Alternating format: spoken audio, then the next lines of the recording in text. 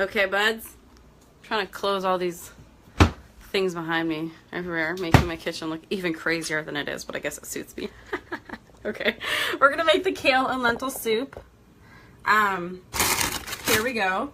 If you want to do it faster, one thing that you can do is just boil the kale, not the kale, boil the lentils in advance. Like, just put a cup of lentils in like 4 cups of water and just let that cook by itself for like, I don't know, 2 hours or something. And then you can just like freeze it, like once it cools down, put it in little Ziploc bags, freezer bags, and then whenever you make it, you can just add that in, and then the whole soup will be ready in like 25 minutes. If you don't do that, it's totally fine, and you can just add in the dry or soaked lentils, and I do it both ways. It comes out good every way. So, first thing we're doing, look, there's eggs spilled. I don't know if you can see that. Someone who shall remain nameless that lives with me made eggs this morning, and there's evidence. Good thing we love each other.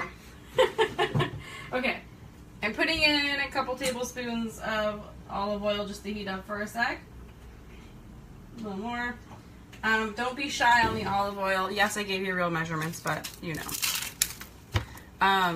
Because there's a lot of vegetables in here and some carbs from the lentils, and you can't absorb the vitamins in the vegetables or the lentils if you don't have the fat, right? Because they're called fat-soluble vitamins and minerals, so you need a fat to absorb them.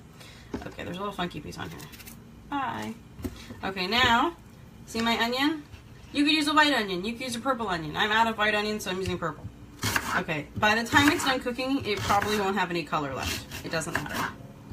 We just need it for flavor. Okay, slice it like that, and then I'm slicing it like this, so it gives me like that kind of size. Again, the size doesn't really matter. That's just how I like it. I like it that way. But if you like it differently, or you messed up and you did it differently, it doesn't matter. Okay, now, just putting them in the pan. Pot. It's a pot. Okay, now we're doing celery.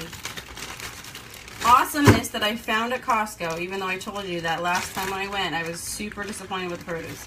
But this part I'm not disappointed with. They have these like celery sticks that they already prepared for you. I guess it's kind of a waste, but it's kind of convenient. They're organic and they're already washed. I'm going to rinse them anyways, but that's pretty cool. I guess because, you know what, celery can be kind of dirty and buggy, so I guess that's what they're trying to help you with, is just like make it a little easier. Okay, I'm just cutting off the ends. Again, you totally don't have to, but I don't really like when they look kind of brown and sad.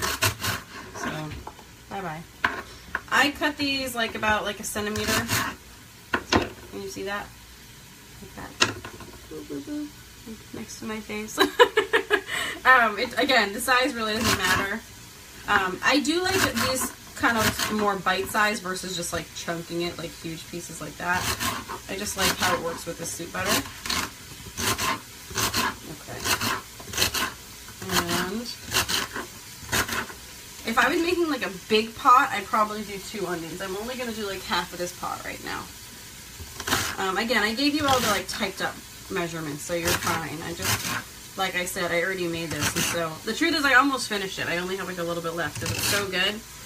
And honestly, I feel like during the summer when it's hot, like I don't really like eating as much animal protein. Like it just doesn't feel as good to me, so I wind up eating this soup a lot because it's yummy. Okay, now the celery goes in. Hi, celery. Okay, I'm just gonna give it a little shaky. You wanna see? I'll show you. Let's see what it looks like. There it is in the pot. I'm just gonna give it a little shake. And here's my salt. You definitely be heavy on the salt in this. Okay. Now, while that sautés, we can now cut up our mushrooms. I like them cut for this. If you want to buy the pre-sliced ones, you can. But my issue with that is that they get like slimy really fast. So if you buy it and you know you're going to use them that day, then fine. But if you're like, oh, maybe I'll make it today or tomorrow or the next day, then you're going to regret it, because then they're going to be like slimy, and you're going to be like, oh, they're gross now. So I like to buy them fresh. And I don't know, chopping mushrooms does not feel annoying to me. Some things. Juicing lemons, that's annoying. Cutting mushrooms doesn't bother me.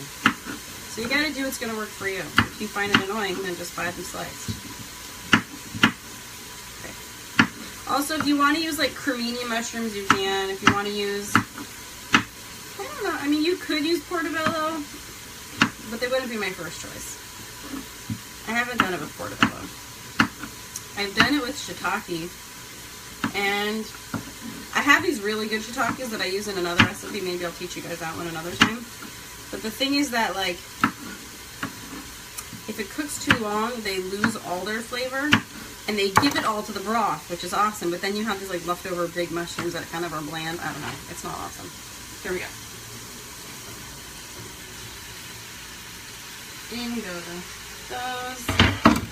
And then here I have my cilantro, my bunch of cilantro. Okay, just washing it really fast. I think I already washed it as a truth, I can't remember. But you do what works for you when it comes to washing and checking vegetables. I'm 99% sure I already checked this, so I'm just doing like a 1-2. And I'll tell you my experience with vegetables. Of course, you do you. But my experience with vegetables, especially greens, okay, see how I'm just like chopping this up kind of small? Is that it's either infested or it's clean. Like either there's like 1,000 bugs and you can't miss them, or there's none. Or there's like one fly that you like take out and then you wash it again and it's all clean. So we don't really need to be as afraid as I used to think I needed to be. Okay. I'm going to dump in like half of this and then put in the other half at the end, but you totally don't have to do that. Last time I made this, actually, I even forgot to put it in, and it was still super amazing. Okay, now,